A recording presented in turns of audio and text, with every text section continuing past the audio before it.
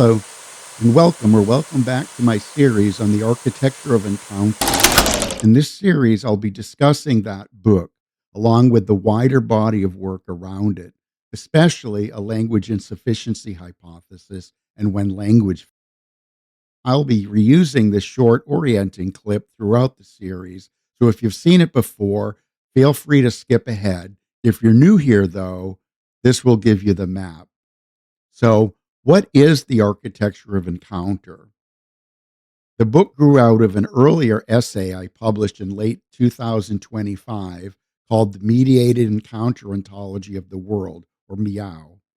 That essay stands on its own, but the book expands, extends, and clarifies the framework in much greater depth.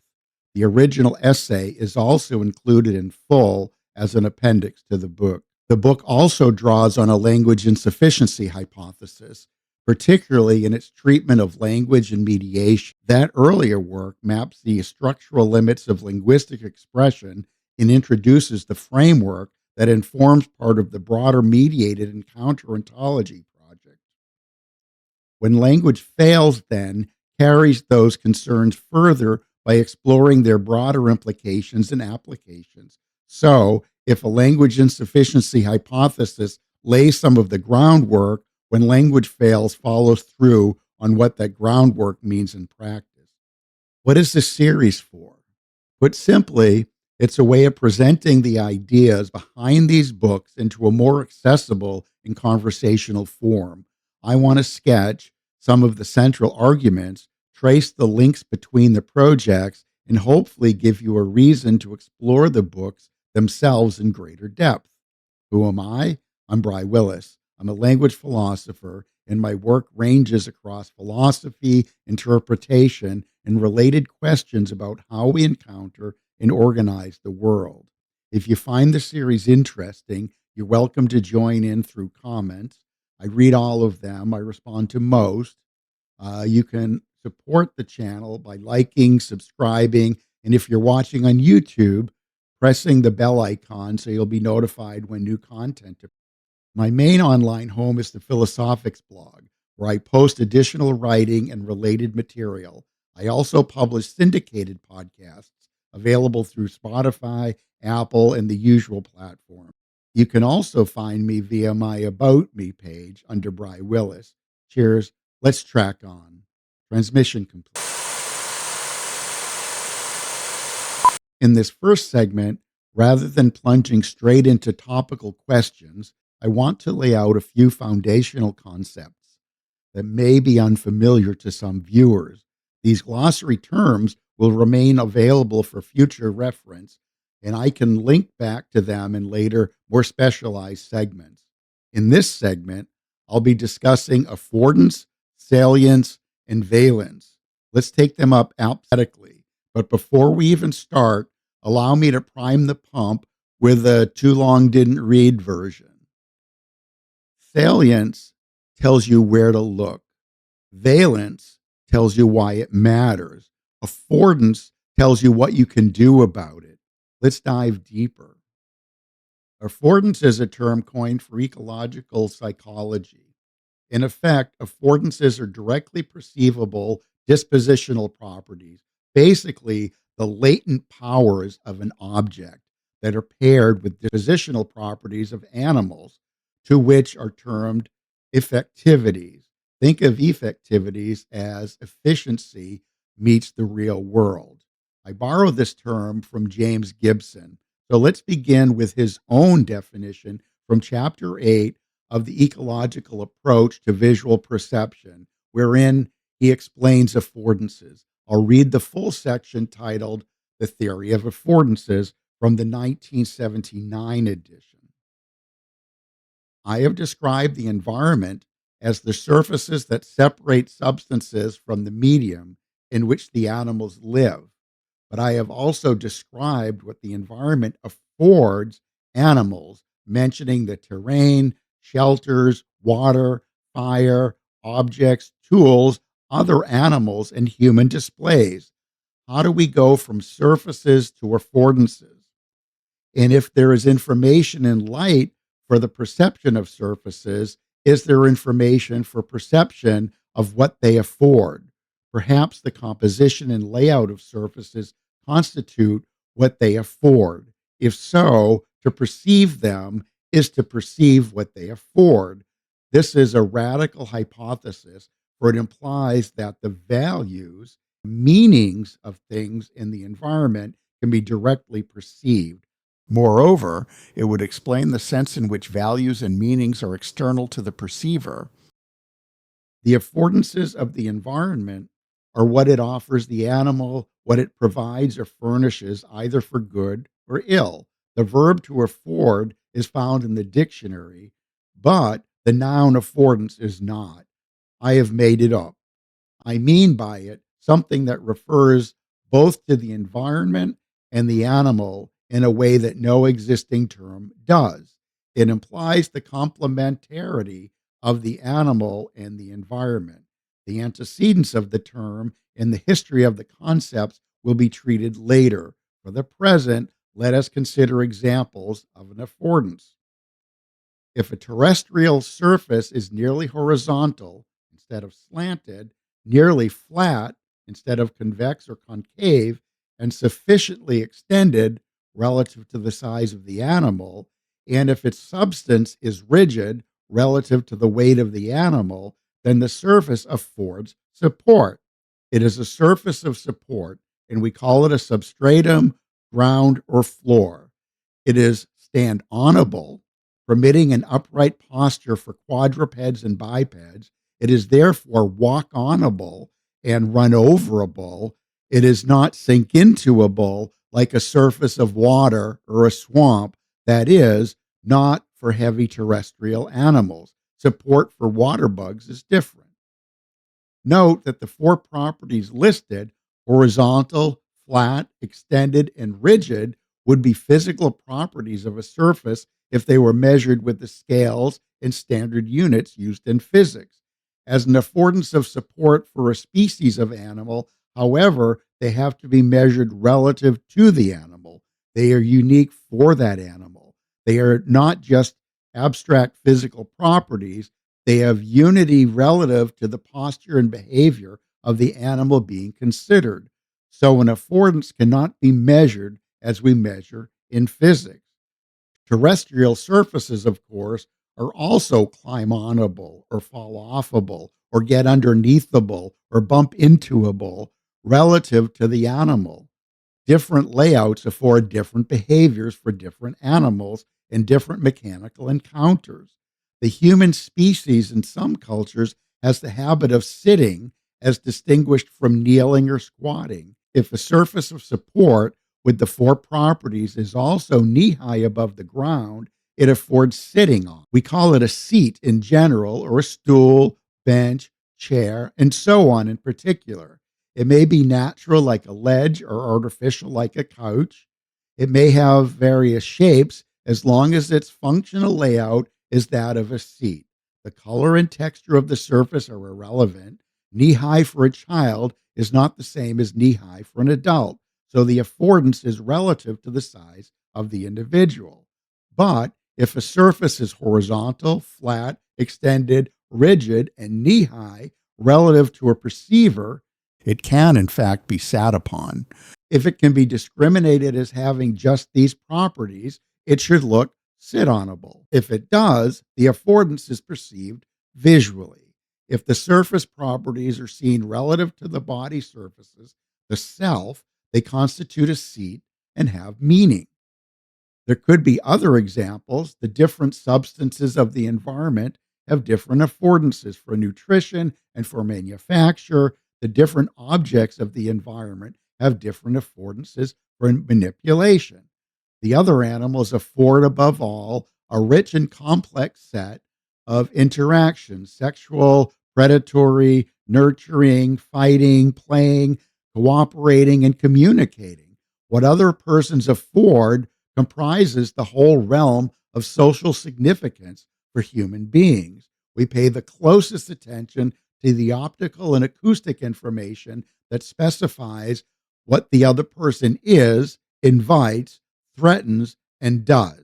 What does this mean in the mediated encounter account? Gibson's core insight is that affordances are neither simply in the object nor simply in the subject. They arise in the relation between organism and environment. On this much, I am broadly sympathetic. I discussed this in Chapter 6, Perception, Section 2, where the mediated encounter account sharpens the matter is in how that relation is understood. In MEOW and its extensions, neither mind nor world is treated as a self standing metaphysical substance that then enters into contact with the other. What is primary is encounter, structured, mediated interaction under constraint. On that view, an affordance is not a hidden property sitting inside a thing, waiting to be discovered, nor a projection smeared onto the world by a perceiver. It is an encounter constituted possibility for action. Put differently, the world is not first encountered as a neutral inventory of objects to which meaning is later added. It is encountered already in terms of what matters, what resists, what solicits, what threatens, what permits, and what obstructs. Affordances belong to this level of organization. They are part of how a living system is orientated within a field of constraint. This is why affordances in my framework are better understood as gradients rather than fixed labels. A ledge may afford sitting for one organism, shelter for another, and danger for another still.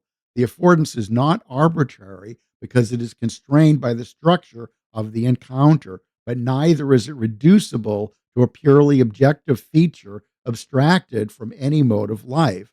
It is relational through and through. This also helps distinguish affordance from two adjacent terms I'll discuss next: salience and valence. Salience concerns what stands out, valence concerns how that standing out matters for a system, whether as attractive, aversive, urgent, nourishing, or threatening. Affordance concerns the structured possibilities for action that emerge within that field. The three belong together, but they are not interchangeable. So, in the mediated encounter account, an affordance is not an invitation used by the world as though reality were politely sending engraved cards. It is a constrained action possibility arising in encounter between a self maintaining system and its environment. That is the sense in which the world is not first a picture and then a problem. It's first a field of possible orientation. Salience. The architecture of encounter describes meaning as salience-weighted affordance structure. But what is salience? Salience is about what stands out in an encounter and, just as importantly, why it stands out. Not everything in a situation matters equally to a living system. At any given moment, some aspects of the world press forward whilst others fade into the background. If you're thirsty, a glass of water becomes more noticeable. If you're frightened, exits, threats, and sudden movements become more prominent. If you're trying to find a friend in a crowd, faces and voices matter more than wallpaper or paving stones. In that sense, salience is not just a matter of attention in the thin psychological sense. It is not merely what I happen to notice. It is what becomes significant relative to the needs, organization, history, and current condition of the system doing the encountering. In the architecture of encounter, this is tied directly to self-maintenance. A self-maintaining system does not face a flat, neutral world. It differentiates the field so that some things matter more than others, and that is what gives rise to salience in the first place. This is why salience is organism relative without being arbitrary. The world is not a blank screen onto which anything can be projected at will, nor does it arrive already sorted into importance independently of any encounter. Rather, salience arises where a system's needs, structure, and situation meet the pattern constraints of its environment. What stands out depends on the kind of thing the system is, what it is doing, and what is at stake for it. Different organisms, therefore, inhabit different salient structures, even in the same environment. A bat, a human, and a beetle do not simply attend to different bits of one shared scenes by accident. Their forms of life carve the scene differently because their organizations differ. Within MEOW, salience also helps explain meaning at a very basic level. Meaning is not first added by language or reflective thought. It begins earlier in encounter itself when some affordances matter more than others relative to persistence. The environment is not encountered as a neutral inventory of features, but as a structured field in which certain paths, objects, risks, and opportunities become more urgent, more relevant, or more consequential than the rest. So, in plainer terms, salience is what makes part of the world come forward for a system. It is the structuring of importance within encounter. Valence. Valence is about the loading of an encounter, whether something shows up as good, bad, promising, dangerous, attractive, aversive, or urgent relative to the continued organization of the system involved. A thing does not carry valence all by itself as though positivity or threat were stapled onto it like a cosmic label. Valence is relational. It depends on what kind of system is doing the encountering and what the system needs in order to persist. In the architecture of encounter, this point is built directly into the account of self maintenance. Once a system must actively preserve its own organization, the field stops being neutral. Some interactions support persistence, others interfere with it, and the field thereby acquires not just salience, but valence. This is why valence is not simply emotion, though emotion is one way valence may be felt in more complex organisms. At a more basic level, valence names the significance of an encounter for self maintenance. Food has positive valence for a hungry organism. A predator has negative valence. A shelter has positive valence in a storm. A cliff edge may carry threat valence. The encounter matters because it bears upon the continued organization of the system. MEOW makes this explicit by treating meaning as salience weighted affordance structures relative to organismal persistence. In other words, what something means depends in part on how it is weighted for the system's continued operation. This also shows why valence is not an intrinsic property of objects. The same thing may carry different valences for different organisms, or even for the same organism under different conditions. Water may be beneficial to a thirsty person, threatening to someone drowning, irrelevant to someone who has had enough to drink, and habitat to a fish. The field itself has not magically changed its metaphysical essence. What changes is the relation between the field and the persistence conditions of the system encountering it. In the mediated encounter ontology account, this is the key point. Valence belongs neither to a mind projecting value nor to an object containing value in itself. It arises within encounter. So, in plain terms, valence is how an encounter is weighted for a living or self maintaining system. It marks whether something matters as supportive, threatening, attractive, aversive, or otherwise consequential for persistence. To bring these three concepts together, affordance names the action possibilities that arise in encounter. Salience names the different weighting by which some aspects of that encounter come forward.